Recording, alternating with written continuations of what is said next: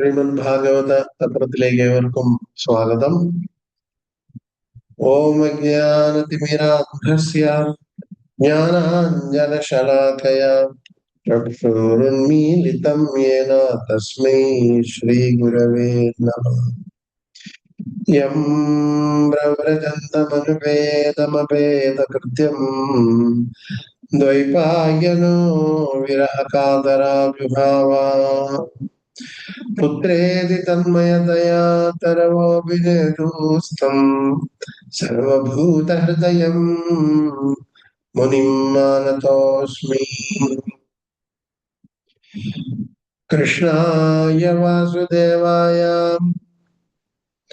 ദേവകീ നന്ദനായ ച നന്ദഗോപകുമാരായ ഗോവിന്ദായ നമോ നമഃ.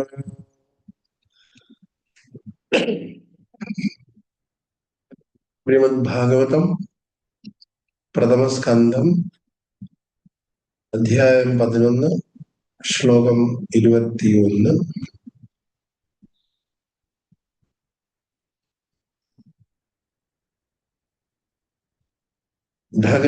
ഭഗവാൻ തത്ര ബന്ധൂനാം പൗരാണാമനുവർത്തിനാം യഥാ വിദ്യുപസംഗമ്യ സർവേഷാം മാനമാദതേ.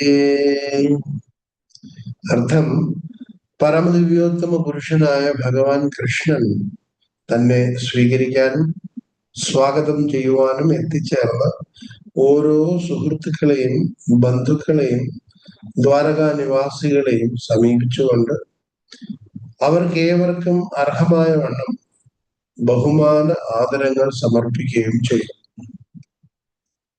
അടുത്ത ശ്ലോകം.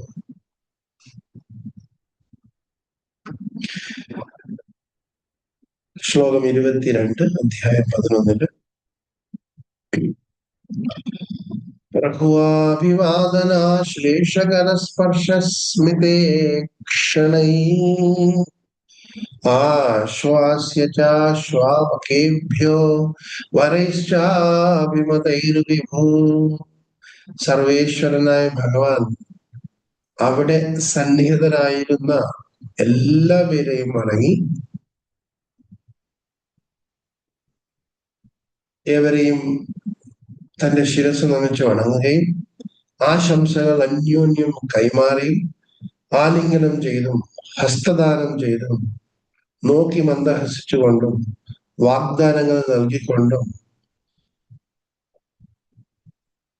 താഴ്ന്ന കുലജാതരായ ചണ്ടാളന്മാർ ഉൾപ്പെടെയുള്ളവർക്ക് ആശീർവാദങ്ങൾ സമ്മാനിച്ചുകൊണ്ടും അവരെ പ്രണമിച്ചുകൊണ്ടും ഉപചാരപൂർവം അദ്ദേഹം സ്വീകരിച്ചു. ഹരേ കൃഷ്ണ.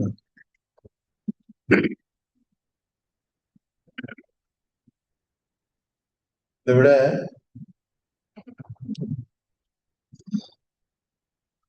കഴിഞ്ഞ ശ്ലോകത്തില്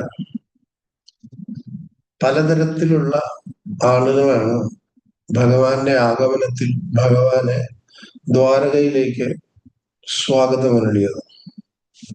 നമ്മൾ കണ്ടു, എന്തിനേറെ പറയണം, 100 കണക്കിന് വേശ്യാവൃത്തി നടത്തുന്ന സ്ത്രീകൾ പോലും ഭഗവാന്റെ ആഗമനത്തില് സന്തുഷ്ടകളായിട്ട് അവിടെ വരേണ്ടായി. അവസാനം അങ്ങനെ ഒരു കൂട്ടം പേര് അവിടേക്ക് ആഗതരായി. അവരുടേതായ കോൺട്രിബ്യൂഷൻ അവര് ഭഗവാന് കാഴ്ചവെച്ചു. അത് ഉപഹാരമാവട്ടെ, അവരവരുടെ സ്കില്ലാവട്ടെ, അവരവർക്ക് സാധിക്കുന്ന വിധം എല്ലാം ഭഗവാന്റെ ആഗമനത്തില് ഭഗവാന് നിവേദിക്കേണ്ടായി. ഇപ്പൊ കഴിഞ്ഞ ശ്ലോകത്തില് അങ്ങനെയുള്ള കുറെ ഇനം ആളുകളെ ഭഗവാന്റെ ആഗമനത്തില് ഭഗവാനെ സ്വാഗതമരളി. എന്നാൽ ഈ ശ്ലോകത്തില് ഭഗവാൻ എങ്ങനെ അവരെ തിരിച്ച് റെസിപ്രൊക്കേറ്റ് ചെയ്തു എന്നാണ്. എന്ന് പറയാൻ ഓരോരുത്തരും അവരവരുടെ സ്കില്ല്, അവരവരുടെ പ്രണാമങ്ങൾ എല്ലാം ചെയ്തിട്ടുണ്ട്. അപ്പോ ചിലത് വളരെ ക്ലോസ് ആയിട്ടായിരിക്കാം, അപ്പോ ഈ ശ്ലോകത്തിൽ ഭഗവാൻ ഓരോരുത്തരുടെയും ഓഫറിങ്ങില്, ഉപചാരങ്ങളില് അതാത് രീതിയിലുള്ള അല്ലെ ആ ആ അങ്ങനെ പെരുമാറുന്ന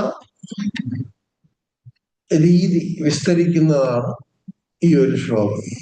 ഇപ്പൊ യഥാവിധി എങ്ങനെയാണ് പെരുമാറി എന്നാണ് ഇവിടെ സൂചിപ്പിക്കുന്നത്. ഇപ്പൊ എങ്ങനെയാണ് പെരുമാറിയത്?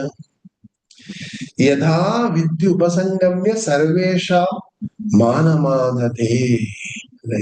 യഥാവിധി, അല്ലെ? അപ്പൊ ആ കൂട്ടത്തില് അവിടെ നൂറുകണക്കിന് വേശ്യകൾ വന്നു എന്ന് പറഞ്ഞു. ഇത് കണ്ടിട്ട് ഭഗവാൻ ഓടിച്ചെന്ന് അവരെ ചെന്ന് ഓടി വന്ന്, നിങ്ങൾ എന്നെ പ്രേമപൂർവം എന്നെ നോക്കുകയും എന്നെ നമസ്കരിക്കുകയൊക്കെ ചെയ്തില്ല, എന്നാ പിന്നെ ഞാൻ നിങ്ങളെ ആലിംഗനം ചെയ്യാം എന്നും പറഞ്ഞ് അവരെ ആലിംഗനം ചെയ്തില്ല ഭഗവാൻ. അപ്പോ അങ്ങനെ ഒരു രാജാവ് എന്ന രീതിയിൽ ചെയ്യുമ്പോൾ അത് തെറ്റായിട്ട് മാറും, അല്ലെ? അപ്പോ ഇവിടെ പറയുന്നത് പ്രധാനമായിട്ട് നമ്മൾ മനസ്സിലാക്കേണ്ടത് സർവേഷാം മാനമാദത്തെ, അല്ലെ? യഥാവിധി. ഇത് രണ്ട് വളരെ സിഗ്നിഫിക്കന്റ് ആയിട്ടുള്ള പോയിന്റാണ്. മാനമാദതേ, അവരവർ അർഹിക്കുന്ന രീതിയിലുള്ള റെസിപ്രിക്കേഷൻ ആണ് ഭഗവാൻ നൽകിയെന്നാണ്. എങ്ങനെയാ? യഥാവിദ്യുപാസംഗമ്യ.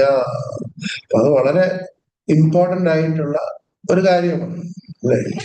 ഇപ്പൊ ഈ ശ്ലോകത്തിൽ ഭഗവാൻ എങ്ങനെ അവരോട് തിരിച്ചു പെരുമാറി എന്നതാണ് വിസ്തരിക്കുന്നത്. എങ്ങനെയാണ് പെരുമാറിയത്? യഥാവിധി, അല്ലെ? യഥാവിധി എന്ന് പറയുമ്പോ നമ്മൾ നോക്കിക്കഴിഞ്ഞാൽ ദ്വാരകയിലെ ചില കുഞ്ഞുങ്ങള് ചില പുഷ്പങ്ങളായിട്ട് അവിടെ വന്നു, ഭഗവാന് പൂക്കൾ കൊടുത്തു. പുഷ്പം തന്നെ പറയുന്നുണ്ട്, പത്രം പുഷ്പം ഫലം തോയം യോമേ ഭക്തിയാ പ്രയച്ഛതി. ഭക്തിയോടുകൂടി എനിക്ക് എന്ത് നൽകിയാലും ഞാൻ സ്വീകരിക്കുമെന്നാണ്. അത് ഇലയാവട്ടെ, പുഷ്പമാവട്ടെ, ജലമാവട്ടെ, അതേമാതിരി പഴങ്ങളാവട്ടെ, എന്ത് തന്നെ ആയാലും വിത്ത് ഡിവോഷൻ, ഭഗവാന്റെ ആ ഭക്തി കൂടി ഇത് നിവേദിച്ചാൽ, അത് അർപ്പിച്ചാൽ ഭഗവാൻ അത് സ്വീകരിക്കുമെന്നാണ്. അപ്പോ കുട്ടികൾക്കായപ്പോ കുട്ടികളെ സ്നേഹത്തോടെ അവരുടെ നെറുകയിൽ തടവി കയ്യിൽ കിട്ടിയ പലഹാരങ്ങൾ അവർക്ക് കൊടുക്കണ്ടായി. അതേസമയം ബ്രാഹ്മണർ വന്ന് സ്തുതിച്ചപ്പോ ഭഗവാൻ അവരെ തിരിച്ച് നമസ്കരിക്കുകയാണ് ചെയ്തത്. എന്താ കാര്യം? ബ്രാഹ്മണോ നിതരം ഗുരു, അല്ലെ? ബ്രാഹ്മണൻ ഗുരുവാണ്.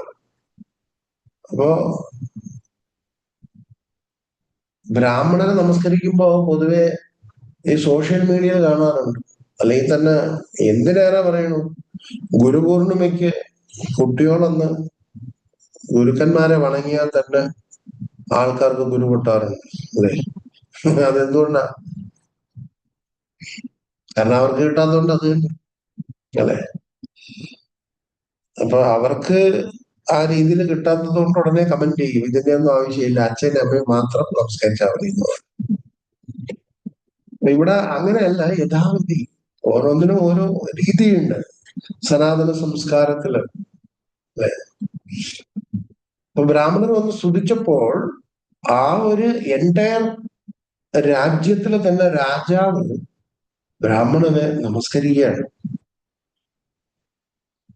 അപ്പൊ യഥാവിധി. ഇനി ഭഗവാന് സമന്മാര ആയവരാണ് വന്ന് ഭഗവാന്റെ അടുത്ത് നിന്നപ്പോഴോ ഭഗവാൻ അവരെ നമസ്കരിച്ചില്ല, പകരം അവരെ ആശ്ലേഷിച്ചു, അല്ലെ? വളരെ സന്തോഷപൂർവ്വം അവരെ ആലിംഗനം ചെയ്യുകയാണ് ചെയ്തത്. അപ്പൊ ഓരോരുത്തരെയും ഓരോ രീതിയിലാണ്. ഒരു ഭരണകർത്താവ് അത്രയ്ക്ക് നിപുണനായിരിക്കണം. ഇത് ഭരണകർത്താവിന് ഉപരി ഇത് ഭഗവാൻ തന്നെ ആയതുകൊണ്ട് അതിൽ യാതൊരു സ്പോട്ടുമില്ല എന്നാണ്. ചിലരെ മന്ദസ്മിതം തൂകി അനുഗ്രഹിച്ചു എന്ന് പറഞ്ഞാൽ അവിടം വരെ പോകാണ്ട ആവശ്യമില്ല അവരെടുത്ത്, അല്ലെ? അങ്ങനെ ഓരോരുത്തടുത്ത്. അപ്പൊ നമ്മള് പറഞ്ഞു വരുന്നത് എന്തെന്ന് വെച്ചാൽ, എല്ലാം എല്ലാവരെയും നമ്മള് സമൻ ഒരേ രീതിയിലായിരിക്കരുത് നമ്മള് ട്രീറ്റ് ചെയ്യേണ്ടത്. ശാസ്ത്രം അനുസരിച്ച്, സ്മൃതി അനുസരിച്ച് ആസനാ വസതവും ശയ്യാം അനുരജ്യാം ഉപാസനം. ഉത്തമേഷു ഉത്തമം കൂര്യാധീനെ ഹീനം സമം സമം എന്ന് പറഞ്ഞാൽ ഇരിപ്പിടം, വിശ്രമസ്ഥാനം, ശയ്യ, അനുഗമനം, സത്കാരം എന്ന് പറഞ്ഞാൽ സ്വീകരിക്കുക, സൽക്കാരം എന്നിവ ഉത്തമ അതിഥികൾക്ക് ഉത്തമവും കുറഞ്ഞവർക്ക് അപ്രകാരവും സമന്മാർക്ക് സമവുമായി നൽകണം. എല്ലാവരെയും ഒരുപോലെ അല്ല സ്വീകരിക്കേണ്ടത്. വളരെ ഇമ്പോർട്ടന്റ് ആയിട്ടുള്ള കാര്യം അല്ലേ? വളരെ വളരെ ഇമ്പോർട്ടന്റ് ആയിട്ടുള്ള കാര്യമാണ്. ഇപ്പം ഇപ്പൊ ഒരു ഗുരുവിന്റെ രീതിയിൽ നോക്കിക്കഴിഞ്ഞാൽ ശിഷ്യൻ ഒരു ഗുരുവിനെ കണ്ടു കഴിഞ്ഞാൽ ശിഷ്യൻ ഉടനെ ദണ്ഡ നമസ്കാരം ചെയ്യണമെന്നാണ്. അതാണ് വിധി. അത് ആചാരമാണ്. ഗുരുക്കന്മാരെ കണ്ടു കഴിഞ്ഞാൽ ദണ്ഡ നമസ്കാരം ചെയ്യണം. ഗുരുവിന്റെ ശയ്യ മറ്റു കാര്യങ്ങള് സ്വയം ഉപയോഗിക്കാൻ പാടില്ല. ഗുരുവിനോട് മത്സരിക്കാൻ പാടില്ല. ഇങ്ങനെയൊക്കെ ഉണ്ട്. ഗുരുവിനോട് വാഗ്വാദം ഇടുന്ന ശിഷ്യൻ അടുത്ത ജന്മം കഴുതയായിട്ട് പറക്കുന്നതാണ്. ഗുരുവിന്റെ പരിഭോക്തം എന്ന് പറഞ്ഞാൽ ഗുരുവിന്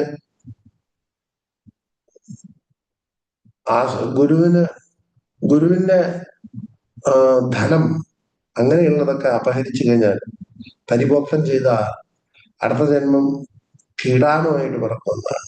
ഇങ്ങനെ നമ്മുടെ സനാതന സംസ്കാരത്തില് ആചാരങ്ങൾ എല്ലാം ഉണ്ട്. എല്ലാവരെയും ഒരുപോലെ കാണുന്ന, ഓഫ്കോഴ്സ് എല്ലാവരും ഒരുപോലെ കാണുന്നുണ്ട്. എങ്ങനെയാണ് എല്ലാവരെയും ഒരുപോലെ കാണുന്നത്? ഭഗവാന്റെ അംശമാണ് എന്ന രീതിയിൽ എല്ലാവരെയും ഒരുപോലെ കാണാം. എങ്കിലും ഭൗതിക ലോകത്ത് വരുമ്പോൾ നാനാത്വമാണ്. അവരവരുടെ കഴിവുകളും അവരവരുടെ രീതികളും അനുസരിച്ച് ഡൈവേഴ്സിറ്റിയാണ്. അതെ, യൂണിറ്റി ആൻഡ് ഡൈവേഴ്സിറ്റി നമ്മൾ കുട്ടിക്കാലത്തെ പഠിച്ചിട്ടുണ്ട്.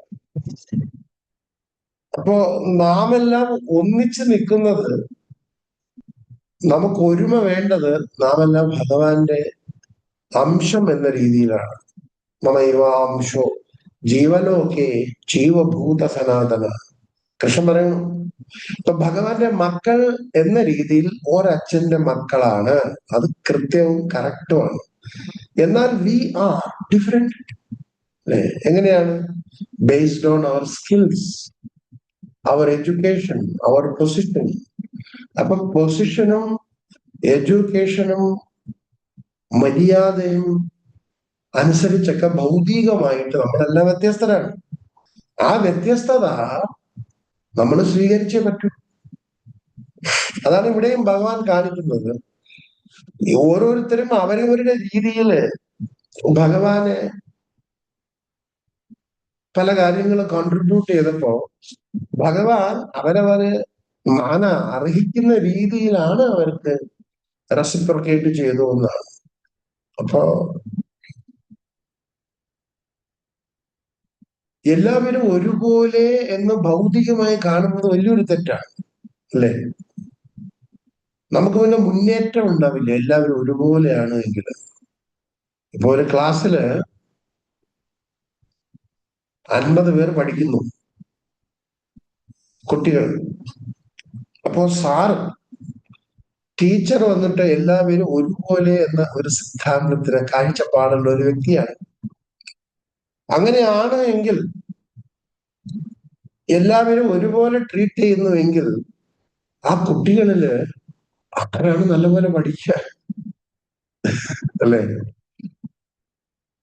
ബ്രൈറ്റ് സ്റ്റുഡന്റ് ഉണ്ടാവും, പഠിക്കാൻ മിടുക്കരായ കുട്ടികള്, മിടുക്കില്ലാത്ത കുട്ടികള്, വെറുതെ ക്ലാസ്സിൽ വിടുന്ന കുട്ടികള്, അടി കൂടാനും മറ്റ് കാര്യങ്ങൾ കാണിക്കാനുള്ള കുട്ടികളൊക്കെ ഇങ്ങനെയൊക്കെ ഉണ്ടാവും.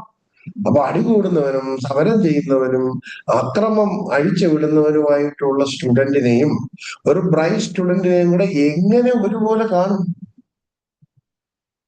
അല്ലേ? അപ്പൊ അവിടെ ഒരുപോലെ എന്ന സിദ്ധാന്തം പലരാവുന്ന സമയത്ത് അവിടെ നമുക്ക് എഫക്റ്റ് ആവില്ല. യോഗ്യതയുള്ളവർ മുന്നിൽ വരും, പഠിച്ച് അധ്വാനിച്ചവര് മുന്നിൽ വരണം. അല്ലേ?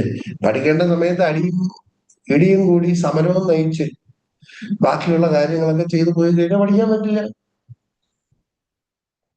അപ്പൊ ഒരു ടീച്ചറിനെ സംബന്ധിച്ചിടത്തോളം അത് കുഴപ്പമില്ല, എല്ലാവരും ഒരുപോലെയാണ് എന്നുള്ള സിദ്ധാന്തം വെച്ച് കഴിഞ്ഞാൽ ഒരിക്കലും ഒരു നല്ല ഒരു ബ്രൈറ്റ് സ്റ്റുഡന്റിനെ, മിടുക്കന്മാരായിട്ടുള്ളവരെ ഉയർത്താൻ ഒരിക്കലും പറ്റില്ല. അതാണ് ഇതിന്റെ തകർച്ച എന്ന് പറയുന്നത്. ഇപ്പൊ നമ്മൾ ഒരുപോലെ എന്ന സിദ്ധാന്തം കാണിക്കേണ്ടത് ആത്മീകമായിട്ടാണ്, ഭൗതികമായിട്ടല്ല. ആത്മീകമായിട്ട് നമ്മളെല്ലാം ഭഗവാന്റെ അംശമായതുകൊണ്ട് നാം എല്ലാം ഒന്നാണ്, അല്ലെ?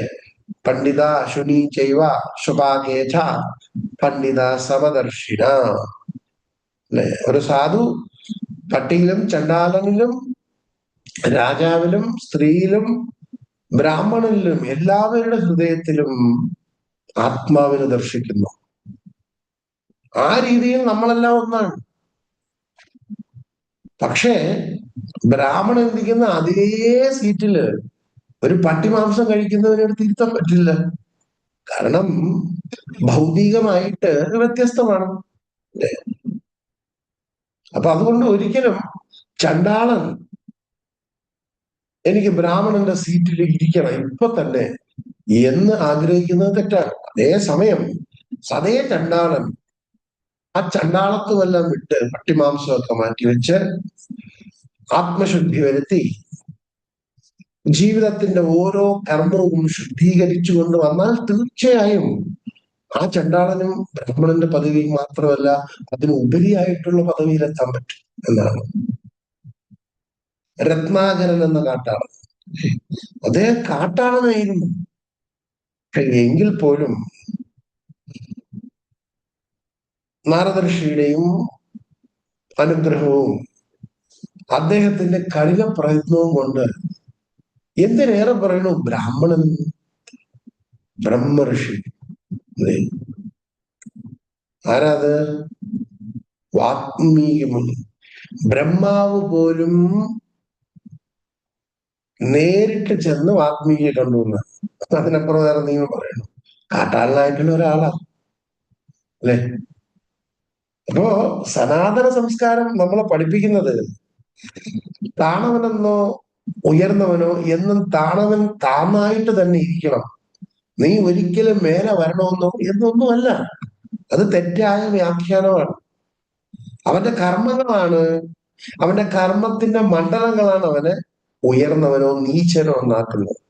അപ്പൊ അങ്ങനെ കർമ്മമണ്ഡലത്തിൽ വൃത്തികെട്ട രീതിയിൽ ജീവിച്ചാൽ അവൻ ബ്രാഹ്മണന് തുല്യമായിട്ട് ഒരിക്കലും കരുതാൻ പറ്റില്ല. കാരണം ബ്രാഹ്മണന്റെ കർമ്മം പരിശുദ്ധമാണ്. അപ്പൊ ആ ഒരു സീറ്റിൽ ഇരിക്കണമെങ്കിൽ ആ ഒരു അർഹതയ്ക്ക് എത്തണം. എങ്ങനെയാണ്? By practice. അങ്ങനെയാണെങ്കിൽ ആ ബ്രാഹ്മണന്റെ ഗുരുവായിട്ട് തന്നെ വരാൻ പറ്റും. അതുകൊണ്ടാണ് ഇവിടെ പറയുന്നത് എപ്പോഴും നമ്മളെല്ലാം യൂണിറ്റിയാണ് ഭഗവാന്റെ അംശം എന്ന രീതിയിൽ. But we are different by diversity.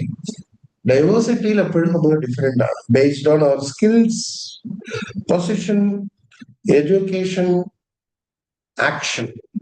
ഇത്രയും അനുസരിച്ച് നമ്മൾ വ്യത്യസ്തരാണ്. ആ വ്യത്യസ്തത അംഗീകരിച്ചില്ലെങ്കിൽ ഒരു പുരോഗമനം ഉണ്ടാവില്ല. അതിനനുസരിച്ചിട്ടാണ് 4 കർമ്മങ്ങളെ, 4 വർണ്ണങ്ങളെ ഭഗവാൻ സൃഷ്ടിച്ചത്. ബ്രാഹ്മണ, ക്ഷത്രിയ, വൈശ്യ, ശൂദ്ര. ക്ഷത്രിയൻ ഈ ധർമ്മം ചെയ്യും, വൈശ്യൻ ഈ ധർമ്മം ചെയ്യും. ശൂദ്രൻ ചെയ്യുന്നത് അല്ലെങ്കിൽ ബ്രാഹ്മണൻ ചെയ്യുന്നത് വൈശ്യന് ചെയ്യാൻ പറ്റില്ല, ക്ഷത്രിയൻ ചെയ്യുന്നത് ഇങ്ങനെ ചെയ്യാൻ പറ്റില്ല. അതുകൊണ്ട് കൃഷ്ണൻ എന്താ പറയുന്നത്? അവരവരുടെ ധർമ്മത്തിൽ നിന്നുകൊണ്ട് കുറച്ച് ചെറുതാണെങ്കിൽ പോലും, കുറച്ച് തെറ്റിയാൽ പോലും സ്വന്തം കർമ്മം പെർഫെക്റ്റ് ആയിട്ട് ചെയ്യാൻ ശ്രമിക്കാനാണ്. അതിന്റെ അർത്ഥം അടുത്ത ലെവലിലേക്ക് വരണമെന്നല്ല. അതുകൊണ്ട് ഒരു ശൂദ്രൻ നല്ല രീതിയിൽ കർമ്മം ചെയ്താൽ അടുത്ത ജന്മം അവൻ വൈശ്യനാവും. ആ വൈശ്യൻ നല്ല രീതിയിൽ കർമ്മം ചെയ്താൽ അടുത്ത ജന്മം ക്ഷത്രിയനാവും. ആ ക്ഷത്രിയൻ ബെസ്റ്റായിട്ട് കർമ്മം ചെയ്തു കഴിഞ്ഞാൽ വിധി അനുസരിച്ച് അടുത്ത ജന്മം ബ്രാഹ്മണനാവും. ബ്രാഹ്മണൻ പെർഫെക്റ്റ് ആയിട്ട് കർമ്മം ചെയ്താൽ വിഷ്ണുവിന്റെ ഭക്തനാവും, വൈഷ്ണവനാവും. അതാണ് കൃഷ്ണൻ പറയുന്ന ബഹുനാം ജന്മനാം അന്തേ ജ്ഞാനവാൻമാം പ്രപദ്യതേ വാസുദേവ സർവ്വ മഹാത്മാ ദുർലഭം. വാസുദേവനാണ് എല്ലാം എന്ന് മനസ്സിലാക്കുന്നത് ബഹുനാം ജന്മനാമത്തെ. അസംഖ്യം ജനന മരണങ്ങൾക്ക് ശേഷമാണ് ശൂദ്രൻ വൈശ്യനായിട്ടും വൈശ്യൻ ക്ഷത്രിയനായിട്ടും ക്ഷത്രിയൻ ബ്രാഹ്മണനായിട്ടും ഒക്കെ ജനിക്കണം. ഇങ്ങനെ അത് ഒരു വഴി. അല്ലെങ്കിൽ പിന്നെ ഇനി ഒരു വഴി, ശൂദ്രനായാലും ബ്രാഹ്മണനെ പോലെ ജീവിച്ചോളും, കുഴപ്പമില്ല, അല്ലെ? ക്ഷത്രിയനെ പോലെ ജീവിച്ചോളും, കുഴപ്പമില്ല. പക്ഷെ ആ ക്വാളിറ്റി മെയിൻറ്റെയിൻ ചെയ്യണം. അത് വളരെ ഇമ്പോർട്ടന്റ് ആണ്. പേരിന് കൊണ്ട് മാത്രമാവരുത്. ഓക്കെ. ഇനി അതിനും പറ്റിയില്ലെങ്കിൽ നേരെ ഒരു ബൈപ്പാസ് ചെയ്ത് ഡയറക്റ്റ് വൈഷ്ണവന് തന്നെ പോവാം.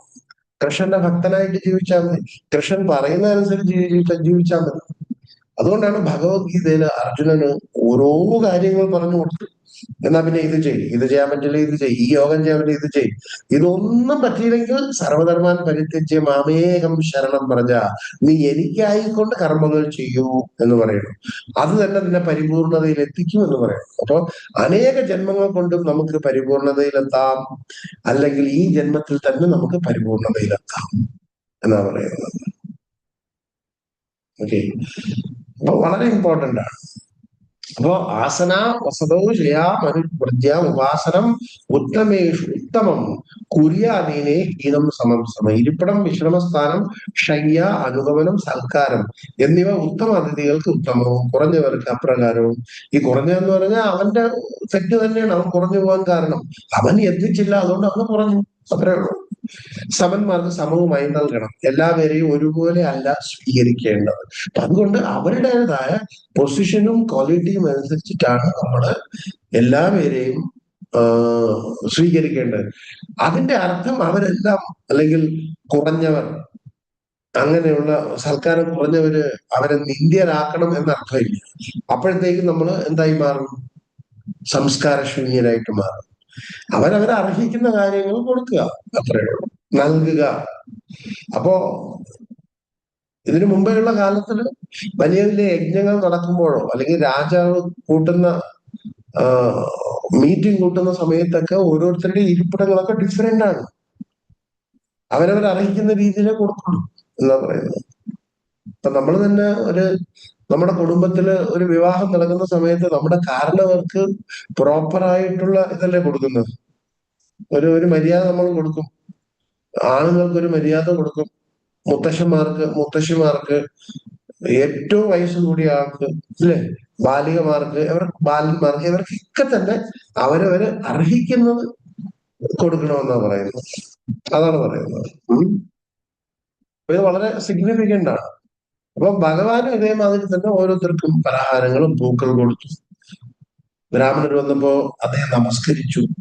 കാരണം ഏറ്റവും വലിയ ആളാണ് ഭഗവാൻ, എങ്കിലും തന്റെ വഴി എല്ലാവരും പിന്തുടരണമെന്ന് ഭഗവാൻ ആഗ്രഹിച്ചു, അല്ലെ? നമോ ബ്രഹ്മണ്യ ദേവായ ഗോബ്രാഹ്മണ ഹിതായ ച ജഗദ്ഹിതായ കൃഷ്ണായ ഗോവിന്ദായ. ജഗത്തിന്റെ ഹിതത്തിന് വേണ്ടി, ബ്രാഹ്മണരുടെ ഹിതത്തിന് വേണ്ടി. അതുകൊണ്ട് ബ്രാഹ്മണരുടെ പാദപ്രക്ഷാളനം ചെയ്തിട്ട് ഭഗവാന്റെ ശിരസിൽ തളിക്കുകയും ഭഗവാന്റെ ഭാര്യമാർക്ക് കൊടുക്കുകയും ചെയ്തു എന്നാണ്. അപ്പോ ഏതൊരവസ്ഥയിലും ബ്രാഹ്മണനെ ദുഃഖിക്കാനോ അപകീർത്തിപ്പെടുത്താനോ പാടില്ല. അവര് നമ്മുടെ ഗുരുവാണ് എന്ന് നമ്മൾ മനസ്സിലാക്കേണ്ടിയിരിക്കുന്നു. അത് ശ്രീകൃഷ്ണ ഭഗവാൻ അദ്ദേഹത്തിന്റെ ജീവിതത്തിൽ തന്നെ നമുക്ക് കാണിച്ചു തരാണ്. അടുത്ത ശ്ലോകം ഇതൊരു സെക്ഷനാണ്, 23 അവസാനത്തെ ശ്ലോകമാണ്.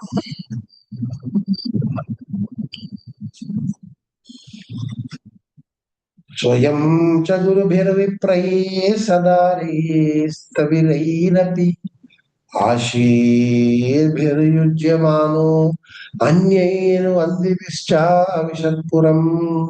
അനന്തരം ഭഗവാൻ വൃദ്ധരായ ബന്ധുക്കളുടെയും രോഗികളായ ബ്രാഹ്മണരുടെയും അവരുടെ പത്മാരുടെയും അകമ്പടിയോടെ ദ്വാരകാപുരിയിൽ പ്രവേശിച്ചു.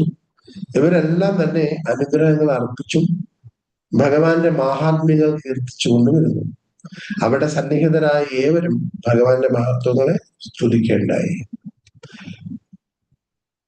അപ്പോ ഇതോടുകൂടി ഈ ഒരു സെക്ഷൻ തീരെയാണ്. അങ്ങനെ ഭഗവാൻ ദ്വാരകയിലേക്ക് പ്രവേശിക്കുകയാണ്.